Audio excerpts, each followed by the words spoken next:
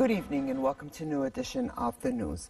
The Cabinet has approved procedures to provide services to residential buildings that were built on Treasury lands before September 16, 2018, within specific terms and criteria.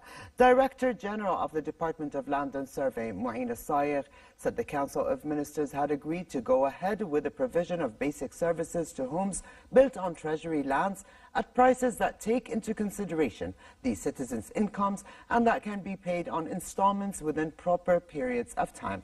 He said that the Cabinet decision was meant to address the issue of utility services for these buildings, especially in densely populated areas, correct their legal status and set effective mechanisms to stop assaults on Treasury land.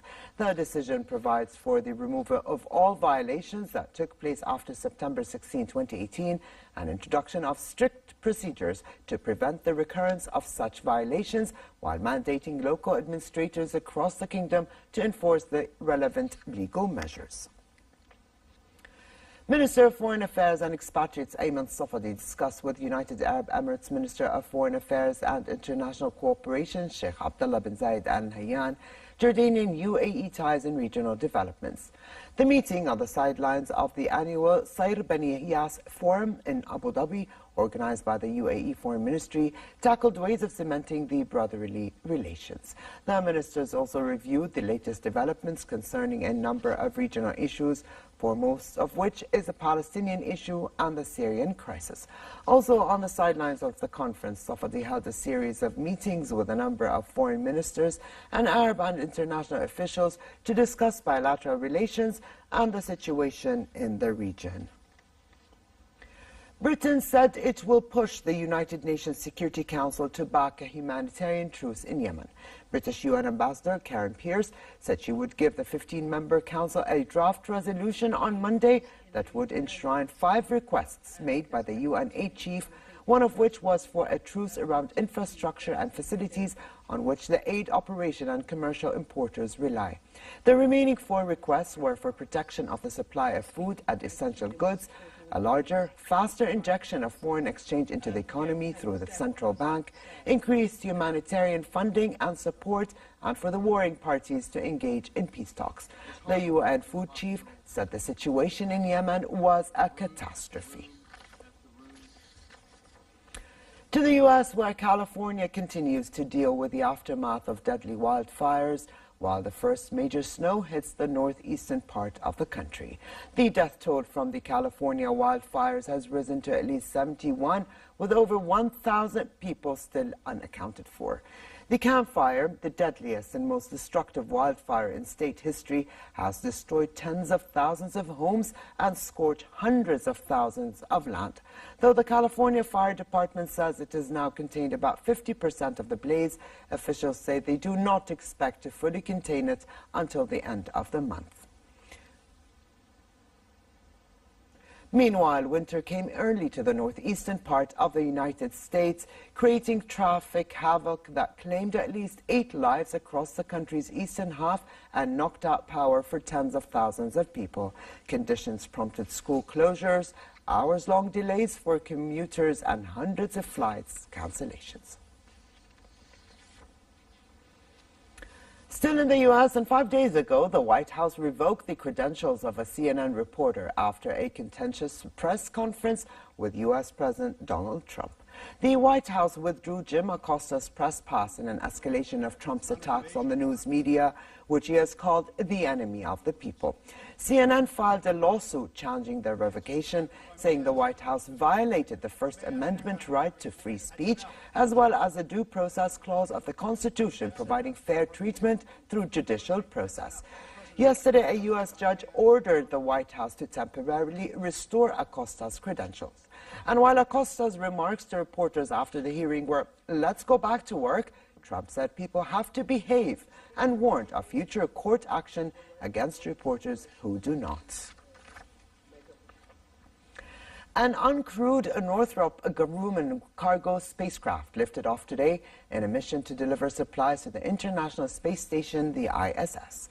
The cargo spacecraft, called Cygnus, launched aboard the company's Antares rocket for its 10th NASA delivery mission from NASA's Wallops Flight Facility in Virginia. The Singus is delivering some 3,350 kilograms of food supplies and scientific equipment, including the first ever 3D printer and recycler to be installed by the three-person Expedition 57 crew on the ISS. The Cygnus is scheduled to arrive to the ISS tomorrow. Who doesn't love Mickey Mouse? 7 rare vintage posters of Mickey Mouse are going for auction on the 90th anniversary of the cartoon character's first film appearance. The posters, dating from the 1930s, 40s and 50s, are going under the Sotheby's hammer in an online auction that runs till the 26th of this month. The selection of rare vintage film posters offers a nostalgic look back at the life and legacy of Mickey Mouse. They have rarely been exhibited in public and in many instances count among the few surviving examples still in existence. The posters could fetch more than $165,000 in total.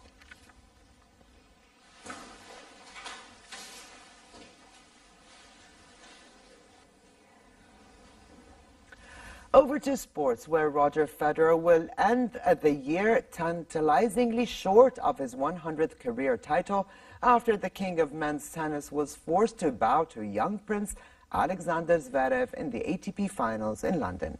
37-year-old Federer, whose 99 titles are second only to the 109 of Jimmy Connors, began the day's first semi-final as favorite.